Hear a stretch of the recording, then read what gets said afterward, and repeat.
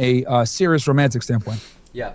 So it It's seems hardly like we debate. both see the board perfectly well. You know, we know exactly what the problem is here, so there's no disagreement there whatsoever.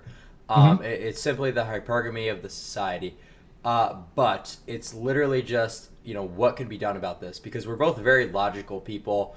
You know what I mean? So you obviously have great positions a lot of the time, and I think we agree on probably 99% of issues, but maybe the solution might differ a little bit. So in terms of logical thinking, we don't really complain, the two of us. I haven't really seen. We just kind of look at where things are. I don't want people to sit here and think we're complaining about shit. We're just analyzing where we're at so that we can actually come up with a solution. Because this is stuff. Well, you have to identify the problem. That's step one. Right. And most guys can't even identify the problem, which is why they're so frustrated. They can't get dates. Girls treat them like shit. They're extremely angry.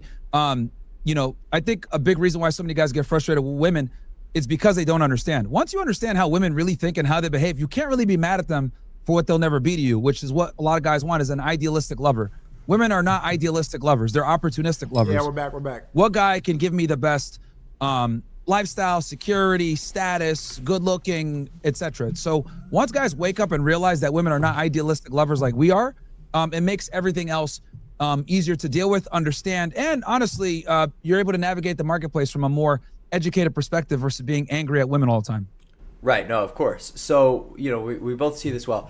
But in terms of our, logical pursuit, you have come to the conclusion that maybe as a man, to make yourself that high value thing that's actually being, valued by women and actually being sought after, you look at it from, hey, how can I improve the amount of money I'm making and improve that percentile?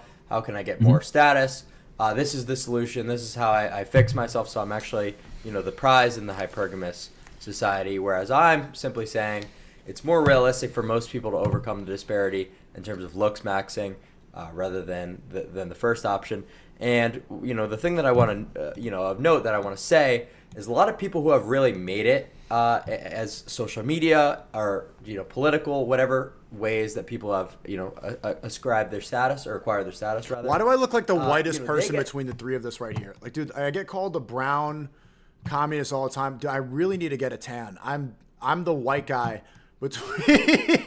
Why am I whiter than both of them? What the is it the light or am I really that pale, dude? I should just become, dude. Am I a race trader? Whereas going from a 4 to a 6 through looks maxing and, getting to like 10 to 12% body fat, that's super realistic. So how do you exactly kind of justify that, gap is what I would ask you. Okay, so justifying the gap from a looks perspective, a financial perspective, a status perspective, just specifically, in terms of one? what's realistic for people. Okay. Because even making $1 million a year, being a millionaire, that's really not as crazy as people think. Like, that's not going to allow you to overcome serious looks issues, So Yeah. And that's a crazy number to hit, right? 7 figures a year. I'm pretty sure that's less than 0.5% of the United States. So when that number is in mind, and that's really not going to get you that far, it doesn't seem realistic to me to recommend people just money max as their way of pulling themselves out of the hole. Yeah. So my position on this is I'm actually very big on guys improving their looks. I'm not one of these dating coaches bro, it's all game. This is not a debate. It's not a debate, bro.